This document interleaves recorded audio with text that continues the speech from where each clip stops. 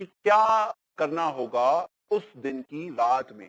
مان لیجیے آپ مغرب تک نہیں واپس آ سکتے ہیں، کوئی بات نہیں، آپ رات تک طواف کر رہے ہیں، طواف کر کے آئیں گے، کوئی حرج نہیں ہے. تھوڑی تاخیر ہو جاتی ہے، کوئی حرج نہیں ہے. ہم منا کی جو راتیں شروع ہو رہی ہیں، جو 3 دن ہے، جو ایام التشریق ہے، یعنی کہ آپ کے حج کے 3 دن گزر چکے ہیں، 8، 9 اور 10. یہاں سے جو 3 دن شروع ہوتے ہیں، 11، 12، 13. اس بارے میں جو قرآن کی آیت ہے ایام التشریق کے متعلق، سورہ بقرہ سورہ 2 آیت نمبر 203، اللہ تعالیٰ نے فرمایا وَاذْكُرُوا اللَّهَ فِي أَيَّامٍ مَعْدُودَاتٍ، متعینہ دنوں میں، جو فکسڈ دن ہیں، ان دنوں میں اللہ تعالیٰ کو یاد کرو. وَاذْكُرُوا اللَّهَ فِي أَيَّامٍ مَعْدُودَاتٍ فَمَنْ تَعَجَّلَ فِي يَوْمَيْنِ فَلَا إِثْمَ عَلَيْهِ، تو جو 2 دن میں جلدی کر کے نکل جاتا ہے تو کوئی گناہ نہیں اس پر. وَمَنْ تَأَخَّرَ فَلَا إِثْمَ عَلَيْهِ، جو تاخیر کرتا ہے، تیسرا دن بھی رہتا ہے، تو کوئی حرج نہیں اس پر.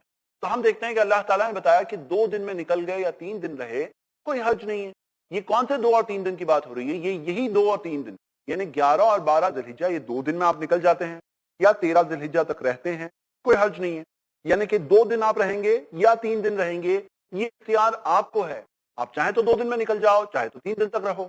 تو ہم دیکھتے ہیں اللہ تعالیٰ نے کہا فلا اسم علیہ، کوئی حرج نہیں، کوئی گناہ نہیں اس کے اوپر. تو 2 کرتے ہیں تو بھی ٹھیک ہے، 3 کرتے ہیں تو بھی ٹھیک ہے. نبی صلی اللہ علیہ وسلم نے کیا کیا تھا؟ نبی صلی اللہ علیہ وسلم نے 3 کیا تھا، لیکن اس کے تعلق سے واضح دلیل ہے 2 کرو تو بھی کوئی حرج نہیں ہے. اب یہ 3 دنوں میں کرنا کیا ہے؟ یہ 3 دنوں میں ایک ہی کام ہے، اور وہ کیا کام ہے کہ تینوں جمرات کو کنکر مارنا. جو تینوں جمرات کو کنکر مارنا ہے، یعنی کہ صغرا، وسطیٰ اور اقبا، تینوں جمرات کو کنکر مارنا ہے. تو یہ ایک کام ہے جو ہمیں ملتا ہے یہ 3 دنوں میں، مطلب تینوں دنوں میں جمرات کو کنکر مارنا ہے. کب کنکر مارنا ہے؟ ہم دیکھتے ہیں کنکر مارنے کا جو وقت ہے وہ زوال کے بعد میں ہے. تو کیا فرق ہے 10 ذی الحجہ کو جو جمرات کو کنکر مارے اور 11، 12، 13 یہ 3 دن میں جو کنکر مارتے ہیں؟ تو دونوں میں فرق کیا ہے؟ 2 فرق ہے. پہلا فرق یہ ہے 10 ذی الحجہ کو آپ سورج نکلنے کے بعد اینی ٹائم جمرات کو کنکر مار سکتے ہیں، لیکن 11، 12، 13 میں زوال کے بعد وقت شروع ہوتا ہے. وہاں پر سورج نکلنے کے بعد شروع ہوتا ہے، یہاں پر زوال کے بعد شروع ہوتا ہے. پہلا فرق. دوسرا فرق یہ 10 ذی الحجہ کو عقبہ جو بڑا والا جمرہ ہے اسی کو، یعنی کہ آخری والا تیسرا والا جو جمرہ ہے اسی کو کنکر مارنا ہے. لیکن یہ 3 دنوں میں یا 2 دنوں میں آپ 2 یا 3 جتنوں کو مار سکتے ہیں، اس میں یہ 2 دن یا 3 دن میں تینوں کو کنکر مارنا ہے. تو یہ 2 فرق ہمیں ملتے ہیں یہ جمرات کو کنکر مارنے کے متعلق. اب جمرات کو کنکر مارنے کے متعلق کچھ غلط فہمیاں ہیں لوگوں میں. کیا کیا غلط فہمیاں ہیں؟ سب سے پہلی غلط فہمی ہم دیکھ چکے ہیں کہ جمرات کے متعلق لوگ سمجھتے ہیں کہ پتھر دھو کے آنا ہوگا. اب کچھ لوگ بہت ساری تھیوریز بتاتے ہیں، کہتے ہیں کہ دیکھو کوئی کہیں پہ پیشاب کر رہا ہو، وہاں پہ پتھر ہو تو کیا ہوگا. اب کیا ہوگا یہ معاملہ تو اللہ تعالیٰ کو یقیناً پتا ہے. اگر وہ کنکروں کو، پتھروں کو دھونا ہوتا تو خود نبی صلی اللہ علیہ وسلم بتا دیتے ہیں. تو اسکالرز اس بارے میں پوائنٹ آؤٹ کرتے ہیں، اور میرے خیال سے بالکل صحیح بات ہے، ویلڈ بات ہے. آپ بھی سوچیں کہ اس بارے میں اگر کچھ کرنا ہوتا تو اللہ کے رسول صلی اللہ علیہ وسلم خود بتا دیتے. تو زیادہ سوچنے میں مت جاؤ. ابن ماجہ کی حدیث ملتی ہے کہ اللہ کے رسول صلی اللہ علیہ وسلم نے پتھروں کی سائز بتائی اور راستے میں سے پتھر اٹھانے کہا، یہ نہیں کہا دھو لو. تو اس کے اندر کوئی دلیل نہیں ہے، آپ ٹینشن مت لیجیے. جو کرنے کی چیز ہے وہ کرنا ہے، وہاں جذبے کی ضرورت پڑتی. جہاں ثابت چیزیں نہیں ہیں وہاں پہ کوئی جذبے کی ضرورت نہیں. غیر ثابت شدہ چیزوں کو نہ کرنا ہی بہتر ہے. آگے ہم یہ دیکھتے ہیں کہ نبی صلی اللہ علیہ وسلم نے کیسے مارے تھے. آپ طریقہ دیکھیں گے تو اللہ کے رسول صلی اللہ علیہ وسلم پہلے بڑے سکرا کی طرف، چھوٹے والے کی طرف، نبی صلی اللہ علیہ وسلم نے اللہ اکبر کہہ کر 7 کنکر مارے. مارنے کے بعد نبی صلی اللہ علیہ وسلم تھوڑا آگے بڑھ کر قبلہ رخ ہو کر انہوں نے دعائیں کی. اور آپ دیکھیں گے کہ جو رش ہوتا ہے نا وہ جمرات کے پاس ہی ہوتا ہے، اس کے بعد میں آگے کی جگہ کافی خالی ہوتی ہے، کھڑے رہ سکتے ہیں، سنت پہ عمل بھی کر سکتے ہیں، خالی آپ کو جلدی نہیں لگی ہونی چاہیے. پھر اس کے بعد آگے بڑھ رہے ہیں، دوسرے جمرات کو آپ پتھر ماریں گے، 7 پتھر، وہی اللہ اکبر اللہ اکبر اللہ اکبر 7 کنکر ماریں گے. پھر اس کے بعد اللہ کے رسول صلی اللہ علیہ وسلم آگے بڑھے اور قبلہ کی طرف رخ کر کے انہوں نے دعائیں کی. پھر اس کے بعد تیسرے جمرات کو کنکر مارے، وہی 7 پتھر، اللہ اکبر کر کے 7 پتھر مارنے، اور اس کے بعد نبی صلی اللہ علیہ وسلم چلے گئے. مطلب کہ 2 بار درمیان میں دعا کرنا قبلہ رخ ہو کر، اس کی فضیلت حدیث سے ثابت ہے. اچھا، کچھ لوگ خاص دعائیں ہر مرحلے پہ دیں گے، کہیں گے عرفات جانے کی دعا، مینا جانے کی دعا، مزدلفہ جانے کی دعا، کنکر مارنے کی دعا. لیکن ہم دیکھتے ہیں کہ یہ ساری دعائیں ثبوت کے ساتھ نہیں ملتی ہیں، اور بہت سارے لوگوں نے بنائے ہیں لیکن اس کی کوئی دلیل نہیں ملتی. تو یہ فکس نہیں کرنا چاہیے. کوئی بھی دعا پڑھ سکتے ہیں، کوئی بھی دعا اللہ تعالیٰ سے کر سکتے ہیں. جو دعائیں آپ کو یاد ہے سب پڑھیے، دل سے پڑھیے، اللہ تعالیٰ سے دل سے اخلاص والی، دنیا اور آخرت کی خیر و بھلائی والی دعائیں کریں، اس میں کوئی حرج نہیں. تو اس کے اندر پابند کر دینا، فکس کر دینا، یہ چیز سے لوگ اپنے آپ کو قید کر دیتے ہیں. اور جو چیز نبی صلی اللہ علیہ وسلم سے نہیں ثابت ہے, ہمیں ان کی مہر اس چیز پہ نہیں ملتی, تو کیا ہمیں ڈر نہیں لگتا کہ کیا ہم کوئی ایسی چیز متعین کر رہے ہیں, فکس کر رہے ہیں جو نبی صلی اللہ علیہ وسلم نے نہیں کیا؟ ہم آگے بڑھتے ہیں. جمرات کو کنکر مارنے میں ایک بات کا خیال رکھیں. ایک چیز یہ ہے کہ وہ پتھر جو ہے نا وہ پہنچا وہاں تک یا نہیں پہنچا, کہیں درمیان میں ہی تو نہیں گر گیا, یہ تھوڑا خیال رکھنا ہے. لیکن کچھ لوگ اس میں دوسرے ایکسٹریم کی طرف جاتے ہیں, وہ یہ کہتے ہیں کہ نہیں بالکل جا کے پتھر وہاں پہ ڈائریکٹ دیوار پر یا وہ تھا جو پلر جو دیوار ہے اس کو لگا یا نہیں لگا, ضروری نہیں. اگر وہ اس کنویں میں چلا گیا, اس پٹ کے اندر چلا گیا, بس آپ کا ادا ہو گیا. تو اس میں کوئی بہت زیادہ ٹینشن بھی نہیں. لیکن اگر وہاں تک نہیں پہنچا, درمیان میں گر گیا, تو کچھ ایکسٹرا پتھر رکھیے انشاءاللہ تاکہ آپ کو کام آئے. ایک اور غلطی ہے, جو لوگ اچھے خاصے ہیلدی ہوتے ہیں, کر سکتے ہیں, وہ لوگ فضول کے بہانے بنا کر جمرات کو کنکر مارنے میں کسی کو ڈیلیگیٹ کر دیتے ہیں. ہم دیکھتے ہیں نبی صلی اللہ علیہ وسلم نے اپنی گھر کی جو عورتیں, سودا رضی اللہ عنہا وغیرہ, جو فزیکلی اتنے ہیلدی نہیں تھے, لیکن ان کو کوئی رخصت نہیں دی اس چیز کے تعلق سے, دن میں نہیں کر سکتے, رات میں آ کے جمرات کو کنکر مارو, کوئی حرج نہیں الحمدللہ, اس کی بھی دلیل ہمیں ملتی ہے. تو اس میں یہ گنجائش ہے, اور ڈیلیگیٹ نہ کریں. ہاں کوئی پوری طرح سے معذور ہو, ویل چیئر پر ہے, نہیں کر سکتے ہیں, ان کی الگ بات ہے. جیسے ہم دیکھتے ہیں صحابہ نے اپنے بچوں کی طرف سے کنکر مارے. اب بچے اگر ساتھ میں ہیں تو بچہ تو نہیں مارے گا نا, آپ بچے کو اگر چھوڑ کے آئے ہیں آپ اس کی طرف سے مار دیں تو کوئی حرج نہیں. لیکن سچ مچ کوئی اس تعلق سے استطاعت اور کیپیسٹی نہ رکھتا ہو, ہر چیز میں کنسیشن ڈھونڈنے کی طریقہ نہ اپنائے. جیسے اللہ تعالیٰ نے کہا وَأَتِمُّ الْحَجَّ وَالْعُمْرَةَ, حج اور عمرہ کو پورا کرو, پورا کرو. یہ سب چیزیں مائنس کیوں کر رہے ہو, برابر سے کرو, للہ, اللہ کے لیے. تو یہ ساری غلطیوں سے ہمیں بچنا چاہیے. وہ 3 دنوں میں جمرات کو کنکر مارنا ہے. اب کچھ کنسیشنز میں بتا دوں. ہم دیکھتے ہیں کہ 4 کنسیشنز الگ الگ ہیں, ذرا دھیان دیجیے. پہلا کنسیشن ہمیں یہ ملتا ہے, صحیح بخاری کی حدیث ہے کہ عباس رضی اللہ عنہ نے نبی صلی اللہ علیہ وسلم سے اجازت مانگی کہ اللہ کے رسول صلی اللہ علیہ وسلم, میرا یہ ذمہ ہے, یہ کام ہے, ان کی ذمہ داری تھی کہ وہ آنے والے لوگوں کو زمزم کا پانی کنویں سے نکال کر پلائیں. تو وہ مکہ میں ہے نا زمزم کا کنواں, منا میں وہ کیسے رہیں گے, وہاں پہ لوگ آ رہے ہیں طواف کے لیے, دوسری چیزوں کے لیے, تو وہ زمزم کیسے پلائیں گے؟ تو اللہ کے رسول صلی اللہ علیہ وسلم نے انہیں یہ رخصت دی کہ وہ وہاں پر مکہ میں رہ سکتے ہیں. تو یہ ایک رخصت ہے ان راتوں کے تعلق سے کہ کسی کا عذر ہو, کسی کے لیے کوئی پریشانی ہو, کسی کی کوئی مجبوری ہو, تو وہ مکہ میں بھی رہ سکتا ہے, اس کی حج برابر رہے گی. یہ پہلی رخصت ہے, لیکن مجبوری کے تحت. عباس رضی اللہ عنہ کی ایک مجبوری تھی. دوسری رخصت ہمیں یہ ملتی ہے, ابو داؤد کی حدیث ہے, اللہ کے رسول محمد صلی اللہ علیہ وسلم نے اونٹوں کے ڈرائیورز کو یہ رخصت دی کہ 2 دن کے جمرات کو کنکر وہ ایک ہی دن میں کمبائن کر کے مار لیں. یعنی کوئی مجبوری کسی کی ہے تو 2 دن الگ الگ جمرات کو کنکر مارنے کی جگہ ایک دن میں آ کر دونوں دن کے جمرات کو کنکر مار لے. یہ حدیث صحیح سند سے ملتی ہے.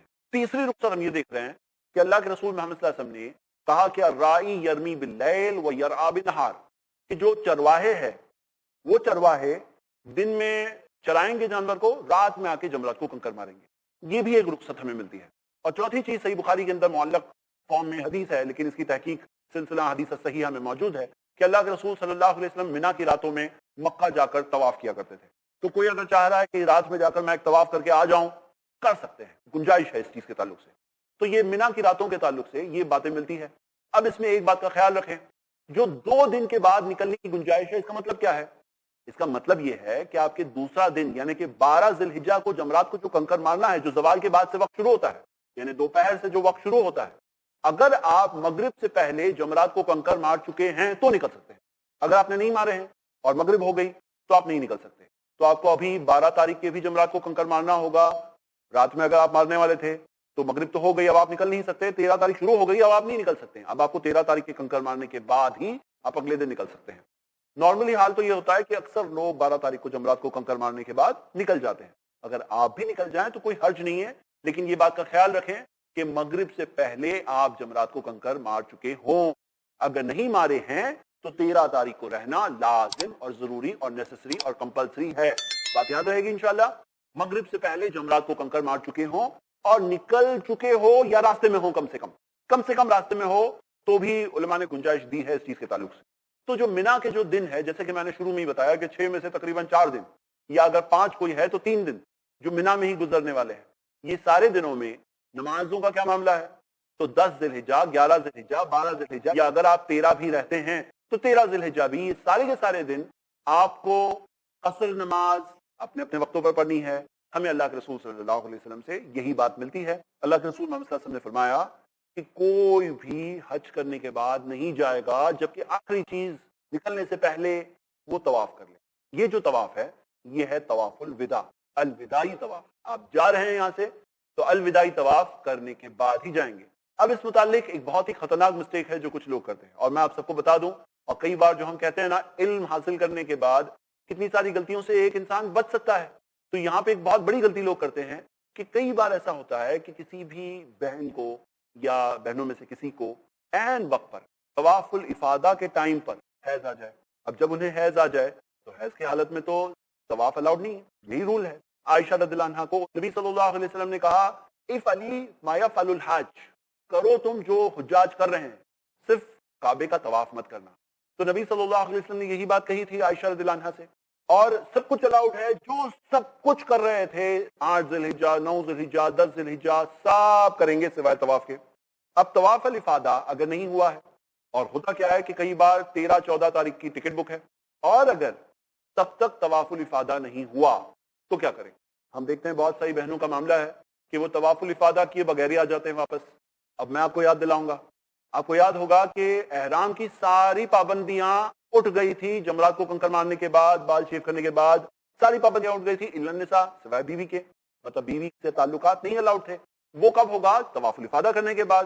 اب یہاں پہ آپ ذرا سوچئے کہ اگر وہ بہن طواف الافادہ کیے بغیر ہی واپس آ گئی، اس حدیث کی روشنی میں کیا ہے جو سنن ابو داؤد کی حدیث ہے، جو پچھلے ایپیسوڈ میں پڑھ چکا ہوں، تو نعوذ باللہ جیسے کہ وہ اپنے شوہر کے لیے حلال ہی نہیں ہے پھر، کیونکہ احرام کی پابندی، وہ پابندی الا النساء والی پابندی تو ابھی بھی ہے۔ کتنی خطرناک بات ہے۔ ایسے ہر سال ہوتا ہے کہ کئی سارے بہنیں ہوتی ہیں جو اس وقت ان کا حیض آ جاتا ہے اور اس وجہ سے وہ طواف الافادہ کیے بغیر ہی واپس آ جاتی ہیں، تو یہ تو بہت ہی خطرناک مسٹیک ہے۔ لبیک اللہم لبیک، لبیک اللہم لبیک۔ ہر سال ہوتا ہے کہ کئی سارے بہنیں ہوتی ہیں جو اس وقت ان کا حیض آ جاتا ہے اور اس وجہ سے وہ طواف الافادہ کیے بغیر ہی واپس آ جاتی ہیں، تو یہ تو بہت ہی خطرناک مسٹیک ہے۔ حالانکہ کیا کرنا چاہیے؟ بہتر تو یہ ہوتا، کیونکہ ہم لوگ آج ٹائٹ شیڈیول میں رہتے ہیں، ہم لوگ اس زمانے میں رہتے ہیں جہاں پہ ٹائٹ فلائٹ بکنگز ہوتی ہے، اور وہ فلائٹ بکنگز کی وجہ سے شیڈیول فلیکسیبل نہیں رہتا کہ چلو 2 دن بعد چلے آئیں گے، 1 دن بعد چلے آئیں گے، فلیکسیبل نہیں ہوتا ہے، اور وہ فلیکسیبل نہ ہونے کی وجہ سے یہ ساری مشکلیں آ رہی ہیں۔ اور جب یہ مشکل آتی ہے تو کیوں نہ ہم اس زمانے کی ایک فیسلٹی بھی یوز کر لیں۔ تو شیخ بن باز اور دوسرے بڑے اسکالرز نے اجازت دی ہے کہ اگر بہنیں ان کو پتا ہو کہ انہی دنوں میں ان کا حیض آنے والا ہے، تو وہ حیض کو آگے بڑھانے کی جو میڈیسنز اور ٹیبلٹس، اگر ہیلتھ پرابلمز نہ ہو تو وہ انشاءاللہ اس کے دائرے میں لے سکتی ہیں۔ اگر انہیں ہیلتھ پرابلمز نہ ہو تو لے کر کے اپنی حیض کی ڈیٹ کو آگے بڑھا سکتی ہیں انشاءاللہ، فرسٹ آپشن۔ مجبوری اگر ہو کہ کسی بہن نے طواف الافادہ کیا ہی نہیں ہے، وقت بچ ہی نہیں رہا ہے، لاسٹ ڈے تک چانس نہیں ہے، فلائٹ کا ٹائم آنے والا ہے، طواف الافادہ نہیں ہوا ہے، تو کیا چلی جائیں وہ؟ تو علماء نے اس میں استدلال کیا ہے کہ کہتے ہیں کہ جیسے مثال کے طور پر کسی کو اگر پرابلم ہو، جیسے مثال کے طور پر یورین نجاست ہے، نجاست کے ساتھ میں نماز نہیں ہوتی، لیکن کسی کا پرابلم ہو، اگر اس کو میڈیکل پرابلم ہے، اس کے یورین کے ڈراپس نکل رہے ہیں جو نجاست ہے، تو اسکالرز نے کیا کہا ہے کہ وہ اپنے آپ کو کلین کرے، واش کرے، اور وہاں پہ کوئی کاٹن یا کپڑے کا ٹکڑا رکھ لے پرائیویٹ پارٹس پر، اور پھر نماز شروع کر دے، اور نماز کے دوران بھی اگر یورین آ گئی تو اس کی پھر بھی انشاءاللہ نماز ہو جائے گی، کیونکہ اب وہ تو کیپیسٹی کے باہر کی چیز ہے۔ اسی چیز سے استدلال کرتے ہوئے اسکالرز نے کہا ہے کہ اگر کسی بہن کا ایسا معاملہ ہو جائے تو پراپر پیڈنگ وغیرہ کے ساتھ میں وہ جا کر طواف کر لے گی اسی حال میں۔ یہ مجبوری کی بات ہے، لیکن کیے بغیر نہیں آئے گی۔ یہ چیز کی گنجائش کچھ اسکالرز نے دی ہے، فتووں کی روشنی میں یہ بات ملتی ہے، لیکن ایک ایکسیپشنل سچویشن ہے، اسی وجہ سے میں آپ لوگوں کو یہ بات ڈسکس کر رہا ہوں اوپنلی، کیونکہ تاکہ اس طرح کی سچویشن نہ آئے۔ اگر ڈیٹس آ رہی ہے تو کمفرٹیبلی وہ میڈیسنز لے کر اسے ٹالا جا سکتا ہے تاکہ اس سچویشن سے بچ سکتے ہیں۔ تو یہ آپ کو دونوں باتیں بتا دی۔ اب ایک کنسیشن ہے حائضہ عورتوں کے لیے، وہ ہے طواف الوداع۔ مسند احمد میں ہمیں حدیث صحیح سند سے ملتی ہے کہ اللہ کے رسول محمد صلی اللہ علیہ وسلم نے فرمایا رخص للحائض ان تصدر قبل ان تطوف۔ نبی صلی اللہ علیہ وسلم نے حائضہ کو رخصت دی کہ وہ طواف یعنی کہ طواف الوداع کیے بغیر جا سکتی ہیں، اذا كانت قد طافت فی الافادہ، تب تک جب تک کہ وہ طواف الافادہ کر چکی ہو۔ اگر طواف الافادہ کر چکی ہیں تو طواف الوداع کیے بغیر بھی وہ عورتیں جا سکتی ہیں، کوئی ٹینشن کی بات ہے۔ طواف الوداع کے تعلق سے کچھ مسٹیکس جو لوگ کرتے ہیں، سب سے پہلی مسٹیک یہ کرتے ہیں کہ لوگ مینا کے دنوں میں جا کے طواف الوداع کر کے واپس مینا آ جاتے ہیں۔ جیسے میں نے کہا یہ سب شارٹ کٹ طریقے چھوڑیے، صحیح طرح سے حج کریے، حج مبرور پانا ہے یا نہیں پانا ہے۔ تو اگر آپ کا آخری معاملہ طواف الوداع نہیں ہے تو وہ طواف الوداع نہیں ہوا، وہ ایکسٹرا نفل طواف ہو گیا، کیونکہ اللہ کے رسول محمد صلی اللہ علیہ وسلم کی واضح حدیث ہے صحیح مسلم میں، آخر عہدہ، آخری کام طواف الوداع ہو، آخری کام، آخری کا مطلب آخری ہوتا ہے۔ دوسری غلطی یہ ہے کہ مان لیجئے اگر آپ کا حج کا معاملہ پورا مکمل ہوا، 12-13 ذی الحجہ تک آپ وہاں تھے، اب اس کے بعد آپ اگر مکہ میں 2-4 دن رکنے والے ہیں، پھر واپس آپ جانے والے ہیں اپنی کنٹری یا مدینہ جانے والے ہیں، تو جو 2-4 دن آپ رکیں گے وہ رکیے. آخر عہدہ، مکہ سے نکلنے سے پہلے آخری کام طواف الوداع ہے. طواف الوداع کا تعلق حج سے ہے. اگر طواف الوداع آپ نے نہیں کیا تو ایک دم دینا ہے. علماء نے کہا ہے مکہ کے اندر ایک جانور ذبح کرنا ہوگا، ایک بکری ذبح کرنا ہوگا، مینڈی ذبح کرنا ہوگا. تو طواف الوداع لاسٹ کام ہوگا جو مکہ سے نکلنے سے پہلے. کچھ لوگ یہ مسٹیک کرتے ہیں کہ جدہ جاتے ہیں، تو علماء نے اس چیز کے تعلق سے بھی کہا ہے کہ جدہ جانا بھی ہے نا تو طواف الوداع کر کے جاؤ، اپنا یہ حج کا معاملہ مکمل کر کے جاؤ، اس کو انکمپلیٹ مت چھوڑو، طواف الوداع کر لو. کچھ لوگ طواف الوداع کرنے کے بعد الٹے قدم باہر نکلتے ہیں، اس کی کوئی دلیل نہیں ملتی.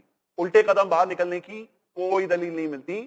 ہم دیکھتے ہیں کہ اللہ کے رسول محمد صلی اللہ علیہ وسلم نے 7 راؤنڈ طواف کیا اور ڈائریکٹ 7ویں راؤنڈ کے بعد نکل گئے. تو کوئی الٹے پاؤں نبی صلی اللہ علیہ وسلم نہیں نکلے تھے. اس کے علاوہ ہم یہ دیکھتے ہیں کہ طواف الوداع کے متعلق کچھ لوگ یہ سمجھتے ہیں کہ اس میں صحیح بھی کرنا ہے، صحیح نہیں کرنا ہے، اس میں صرف طواف ہے 7 راؤنڈ. وہ طواف کے بعد میں ڈائریکٹ نکل گئے تھے نبی صلی اللہ علیہ وسلم. تو یہ طواف الوداع کے تعلق سے غلطیاں ہیں. اس کے علاوہ آپ جا رہے ہیں زمزم کا پانی لے جائیے، کیونکہ ہم دیکھتے ہیں نبی صلی اللہ علیہ وسلم خود کان یصب علی المرضى ویسقیہم، نبی صلی اللہ علیہ وسلم مریضوں کو زمزم کا پانی پینے کے لیے دیتے تھے. امام ترمذی نے اس حدیث کو جمع کیا ہے. اس کے علاوہ ہم دیکھتے ہیں کہ جب نبی صلی اللہ علیہ وسلم مدینہ میں تھے تو سہیل بن عمرو رضی اللہ عنہ کو کہتے تھے کہ مکہ سے زمزم بھیجو اور بھولنا مت. تو ہم دیکھتے ہیں سہیل بن عمرو رضی اللہ عنہ نبی صلی اللہ علیہ وسلم کو مکہ سے بڑی 2 بیگز زمزم بھیجا کرتے تھے. تو موقع ہو الحمدللہ زمزم لے جانا چاہیے. پر پیسنجر کا آپ کو جدہ ایئرپورٹ پہ ڈائریکٹلی الحمدللہ زمزم کا کارٹن ملے گا، یا مدینہ سے ہم نکلنے والے مدینہ ایئرپورٹ پہ بھی ملے گا انشاءاللہ. پہلے جو مشکل ہوتی تھی ابھی نہیں، الحمدللہ ڈائریکٹ پیک کارٹن آپ کو ملے گا انشاءاللہ. اور بیسٹ پارٹ ہے کہ یہ ایئر لائنس کے ویٹ میں کاؤنٹ بھی نہیں ہوتا ہے، ہر شخص کے لیے ایک کارٹن ملتا ہے. آپ کی حج مکمل ہو چکی ہے.